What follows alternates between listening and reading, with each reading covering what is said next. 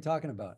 So perfect. So we're going to be discussing about vessels and voices, which is our theme for this month. It is stories in neurovascular neurosurgery, and specifically for this episode, we're going to be discussing your journey with aneurysms, AVMs, and neurovascular surgery, neurosurgery as a art. And so let's just begin. So perfect. So thank you everyone for tuning in to Mission Brains podcast episode 3. We're very happy to have a very special guest with us today. The topic for today is going to be aneurysms, AVMs, and artistry, a conversation with Dr. Michael T. Lawton. I'll go ahead and introduce Dr. Michael T. Lawton.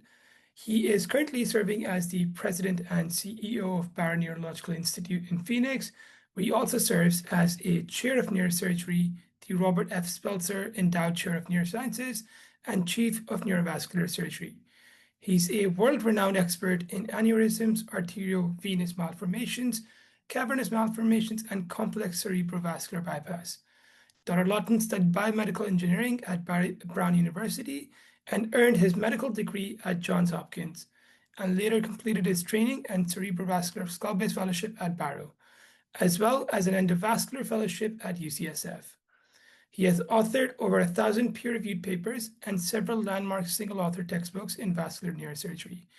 And in 2023, he received the Cushing Award for Technical Excellence and Innovation in Neurosurgery. We're very pleased to have him, and currently he's also serving as the Vice President of Mission Brain. Welcome, Dr. Lawton. We're very proud to have you here. Thanks for having me. Glad to be here. Perfect. So let's get into it. We're going to begin with our basic questions up first. How did your journey with Mission Brain begin? Well, as most know by now, I trained Alfredo Quinones. So he was my resident for 7 years in San Francisco. I loved working with him. He became a close friend and someone who I encouraged to travel away to Johns Hopkins to start his post residency career. And over the years, I missed him. So we decided at some point to get back together again and to begin sort of a giving back tour. I felt like he needed to think about his roots and give back. He was getting a lot of attention for who he was and being a celebrity surgeon, and he was thrust into the limelight for the illegal immigration issues back in the day. And I felt like it would be good to kind of get him back to Mexico and do some work together. It would give us a chance to be together again. And so that's really where it started. He had a close friendship with the team in Guadalajara, and we chose that as our initial site. We made a mission trip and really got into it. We enjoyed it. It was a great experience because you were really connected to the patients. Patients in Mexico come to hospitals when they're sick. They don't come for routine checkups or screening tests, or they come when they are in desperate need. And so it's really raw down there, and we found that was really rewarding to intervene in patients in that state. It's also really rewarding to help patients who were maybe not able to afford surgical care, and we were volunteering our services, and we enjoyed the teaching mission, teaching the colleagues there in Guadalajara who wanted to learn from us and lined up cases for us to do. So all in all, it was a great launch to this. We did, I don't know, probably a dozen different missions in Guadalajara, Mexico City. The same kind of spirit is what led us to the Philippines, where April Sabangan, who is now the president of Mission Brain, or the CEO of Mission Brain, she wanted to do the same in her native country. So this is how it started. Fantastic. That's amazing, Dr. Lawton. It's so inspiring to hear these stories from you. Just a follow-up question to that. What was and as you mentioned, how do you describe your first Mission Brain trip to Guadalajara? How do you describe that mission? Well, it was very eye-opening. I think we got there with not a lot of experience doing these mission trips.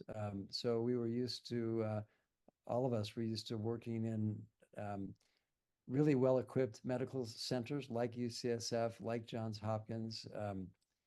We got there and found that things were quite different. We didn't always have the comfortable operating room situation, the equipment, the instruments, the personnel. So, it's a little bit difficult to step out of your comfort zone and try and do the same cases, equally challenging cases that you do at home with all of that in these challenging environments without all of that.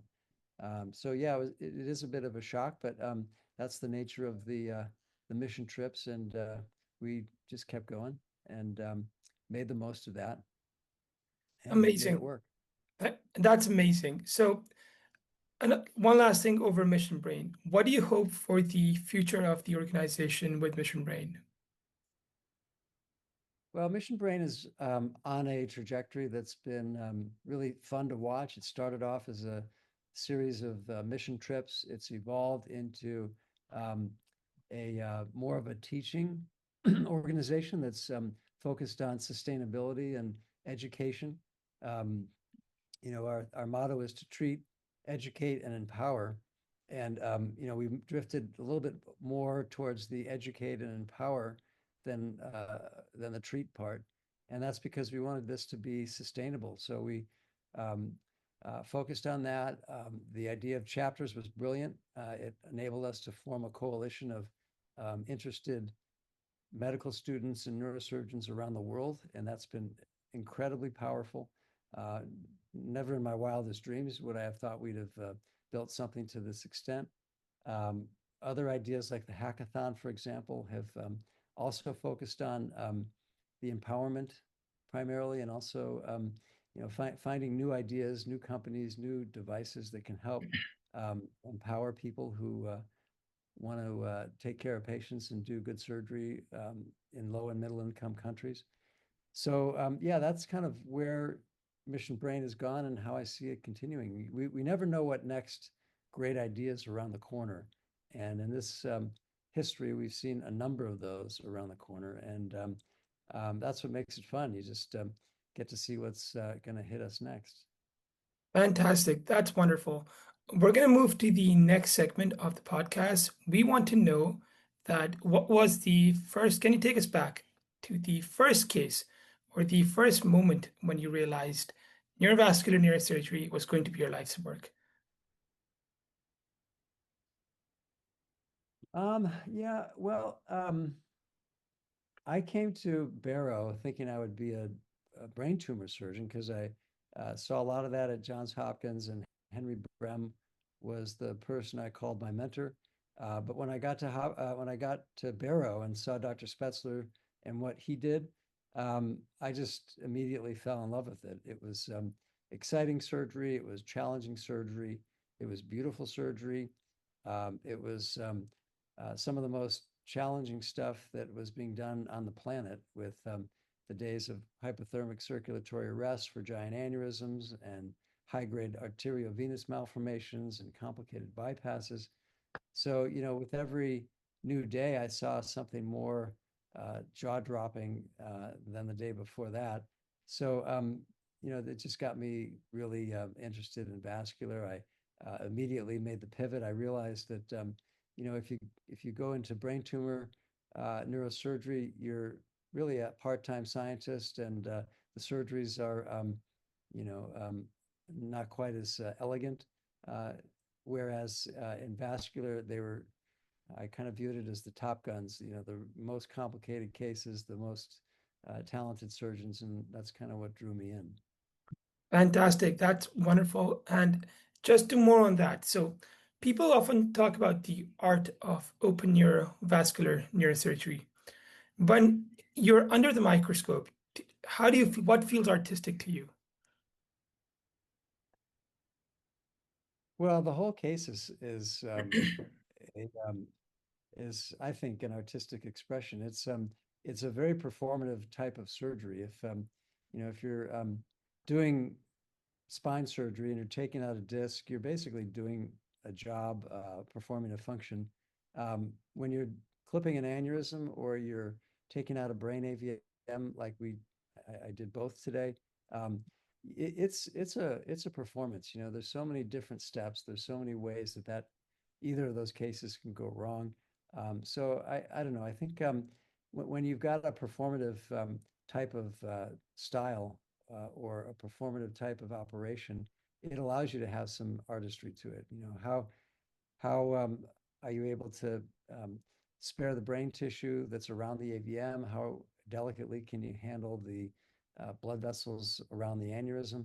Um, these are all the parts that make it an artistic thing. And then when you get to cases like bypass surgery, where you're actually building something, you're creating something, then you go from performative to creative expression, and there, sky's the limit. You know, it's one thing to do a STA MCA bypass for ischemia or moya, but you know, when you can do a side to side M3 anastomosis for an aneurysm, that's a whole nother degree of difficulty and beauty, really. And that's when it feels like art. Fantastic. There are a lot, and we sent out a bunch of, we asked our viewers to send in questions they would like for us to ask you. And one of the most popular questions was, you've operated on some of the most complex lesions in the world. How do you emotionally prepare yourself before walking into a case where there is almost no room for error? Well, I think the secret to being comfortable and confident and clear-headed is preparation. If you've prepared, you've studied your films, you've thought through the worst case scenarios, you've anticipated all the possible issues, then you can enter the operating room with confidence. And I think um, that's really the take home lesson, is to do your homework and be prepared. Then I think from there it's experience. You know, I've been at this for a long time, decades, almost 3 decades now, and when you get that kind of experience under your belt, then it's like a superpower. You know, you've seen everything, you've worked your way through some of the problems, and you've figured out the solutions. At that point, that experience, like I said, it's like magic. It just transports you to another level, and you know, it's just you can't buy it, you can't bottle it. You just have to go out and earn it every day, and over time, it makes you stronger and better. Absolutely. That is so inspiring to hear. And I myself am an aspiring neurovascular neurosurgeon. And with the bits you're breaking down the detail, I'm very inspired by it all. So, more on AVMs, Dr. Lawton. When you see a patient with a ruptured aneurysm, what are the first two or three decisions your mind makes almost automatically? Well, if we're talking aneurysms, then you know the first decisions are um, you have to decide how best to treat it. So you know, are you going to coil it? Are you going to operate? If you decide to operate, then you're going to have to decide how best to approach it. Most of those decisions are pretty standard because you know, the circle of Willis has only so many avenues of exposure, and so those decisions are pretty easy. But then, as you set on your journey to do the microsurgical work, they're very key steps. You've got to get the exposure, you've got to gain proximal control, you've got to approach the aneurysm, got to work out all the branch anatomy, the perforators, dissect the neck so that you can place the blades, visualize how that neck needs to be reconstructed. So these are all the steps. It's really, um, I think of it like, you know, Alex Honnold climbing El Capitan. You have a series of moves and you stitch them together one at a time. And if they're all done well, you make it to the top and you don't fall to your death. And that's kind of how these cases go. You just you know what you need to get early, and you take care of that. You know what you need to do at the very end, at the last your last move, and you know, if you just execute carefully, then things will go well. Amazing, Dr. Lawton. So, we're going to ask some more specific questions about neurovascular now. People are very interested in endovascular options, and with endovascular options expanding, how do you decide when an aneurysm still belongs in the operating room for clipping? Well, it's a really hard topic or hard question to answer because there's a laundry list of variables. I think the short answer is that you want to look at um, the anatomy of the aneurysm, the patient demographics, the condition of the patient. Um, all of these things factor in, and then a lot of times you end up with an aneurysm that could be treated well both ways, both endovascularly and open. And then it's a matter of, what's going to give you the best, most durable cure, what's going to be the least morbid neurologically, which is safer, what does the patient want? And then, so oftentimes when there's this equipoise, you have to then have these heart to hearts with the family and get a sense of where they're leaning. And, oftentimes that's how I do it. I feel like, you know, um, the options on both sides have gotten really good. So you have to invest a little time to figure out what's best for the individual patient. Fantastic. So, Dr. Lawton, we're going to jump into our next session, which is talking about AVMs and calf malls.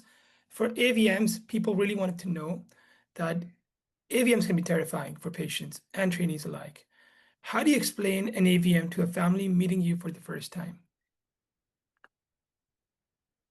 Well, I explain what it is. I explain how it can be a threat to them. I explain how it can be managed. And with AVMs, there's the full spectrum from observation all the way to surgery and radiosurgery and embolization and multimodality therapy. So there's a lot of analysis and explanation to do. But that's really where it starts. You just have to, look it over, do your grading. I'm a believer in grading AVMs both with Spetzler-Martin and with my supplementary grading system. And that way you can get an early, easy read on a patient and decide, is this one that's surgical or non-surgical? If it is surgical, then you can start to evaluate how risky. Um, and on and on. So I think part of what makes AVMs um, so challenging to make these decisions is what also drives you to have a team. So when you have a team that does the radiosurgery and does the embolization and helps to manage in the intensive care unit, these are ways to make this really complex management a little bit easier. And we all work together and we talk about it. That's how we come to our management decisions. Fantastic. That's wonderful. And more on that, Dr. Lawton, could you walk us through a moment during an AVM resection where a small decision at the microscope made a very big difference? Well, yeah, I mean, there are all kinds of examples where, you make a decision to go into a certain corner of an AVM and you can get into some pretty dramatic bleeding. And all of a sudden, that clean, controlled dissection turns really ugly really fast. And that one bad decision or bad move can really be costly. There are other times when, something happens, you um, injure a vein when you're doing your craniotomy, and all of a sudden you've compromised the venous outflow, or you've got a lot of bleeding just before you've even started. I mean, there's so many things that can happen with a turn of a dime with these things. So it's AVMs are really humbling.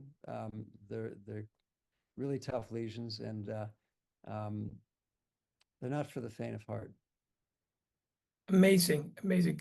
So we're going to just move on with cavernous malformations or calf malls. And the question we have is, calf malls feel very different from aneurysms and AVMs. How do you describe a calf mal to patients, and what main factors push you towards surgery? Well, CAP-MALs are different than AVMs. AVMs I described in my book as battles. You're really tackling a really challenging enemy that has a lot of force, a lot of hemodynamic activity. Cavernous malformations are different. You don't worry about that in the same way. You don't worry about a rupture or massive sudden bleeding. It's really a nice operation that boils down to selecting the right approach and finding a very strategic, very elegant way to get directly to the best spot that's going to allow you to remove it. So I enjoy these cases quite a bit. You know, most of um, the cavernous malformations that I remove are located in the brainstem or in very eloquent locations. And that's because, you know, the easier ones, a lot of neurosurgeons feel comfortable doing. You know, I think when it comes to talking to patients, you have to talk about the risk of them bleeding if they're left alone. You have to talk about the risk of neurologic morbidity when they bleed. You have to talk about the risk of seizures and the problem of taking anticonvulsants for life.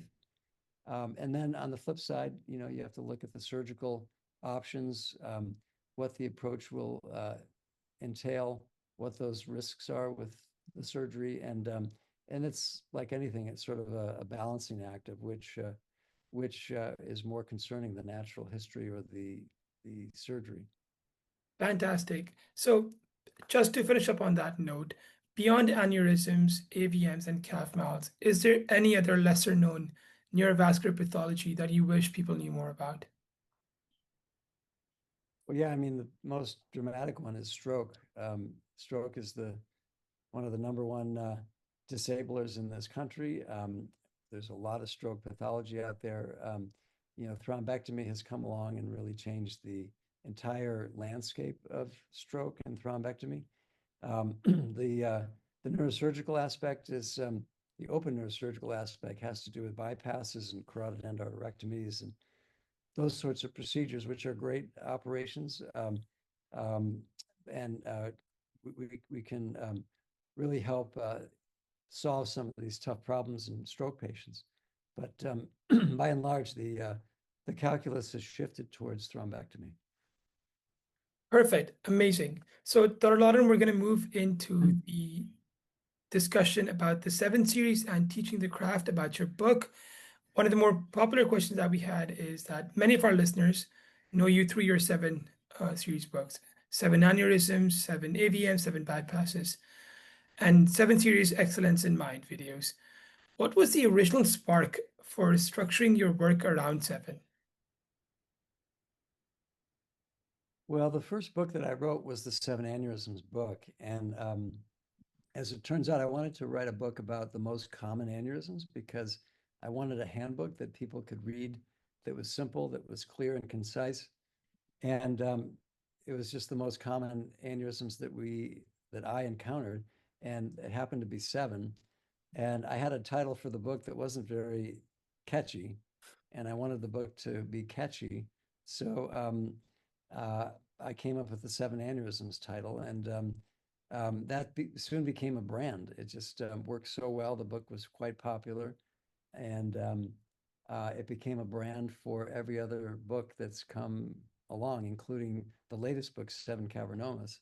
So I think the secret of the 7 is just it's a beautiful number. It's got a great history, a wonderful, mysterious, mystical story or history and spirit about it. So it works as a brand, but it's also memorable. Like we can memorize 7 digits in somebody's phone number.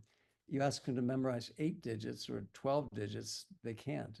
So breaking things down to 7 is also a statement about simplifying life or simplifying neurosurgery into these um, quanta or these packets that we can hold on to. Amazing. And there are a lot of you talk about simplifying neurosurgery. When a resident or a fellow picks up any of the 7 books, what do you hope that they do differently in the OR after reading your book? Well, I hope that they have a better understanding of how to do surgery. The whole purpose of those books is to make better surgeons out of whoever reads them. And so that's what they're designed for. They're not theoretical books just for theory's sake. They're not basic science books. These are how-to books to do great surgery, and they have like all my secrets, all my little tips, all these pearls of wisdom, a lot of data, a lot of great pictures and case photographs. So they're for the surgeon to become better, and that's really what I want for my readers is to be able to access the books, read them, and feel like I've helped to make them better. Amazing, wonderful. And just to follow up on that, how has teaching through books, videos, and courses changed your own technique or your own thinking at the microscope?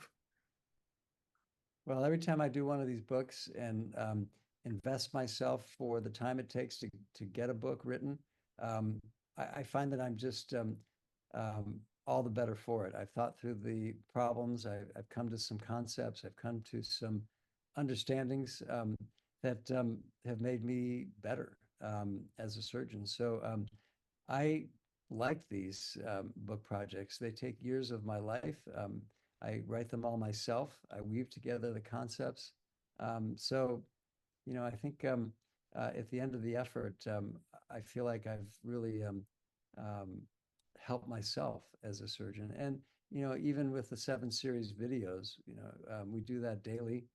We collect our cases daily. We curate the best cases from the week. And that whole process of looking at the videos again and narrating the dialogue with them. It just it's good to study my technique, and it helps me get better just by reviewing it all. Amazing, fantastic, Darlon. So we have a very special question for you today.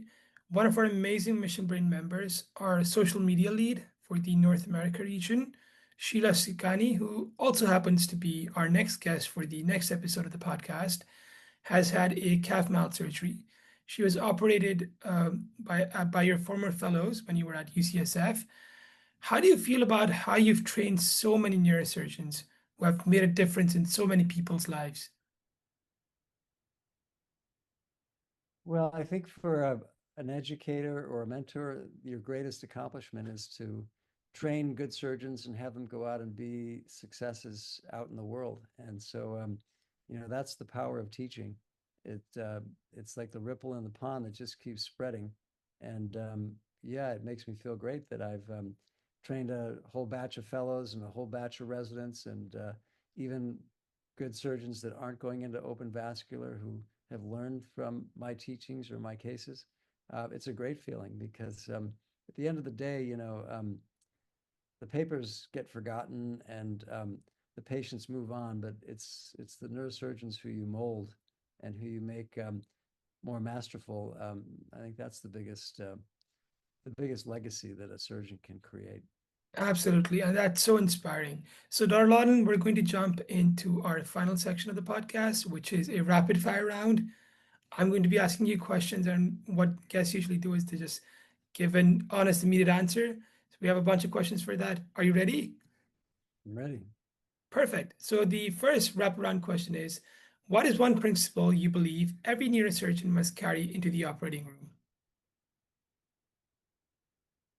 Um, I think probably the most important thing is just be brave and keep pushing, because if you don't, then you will only be as good as you are when you graduate from residency. Amazing. Next one. What's the single moment in your life that most shaped the neurosurgeon you became? Um, for me, it was probably the match and being picked to come to Barrow. You know, Perfect. that changed everything. Perfect. Next question. If you weren't a neurosurgeon, what career would you be doing right now?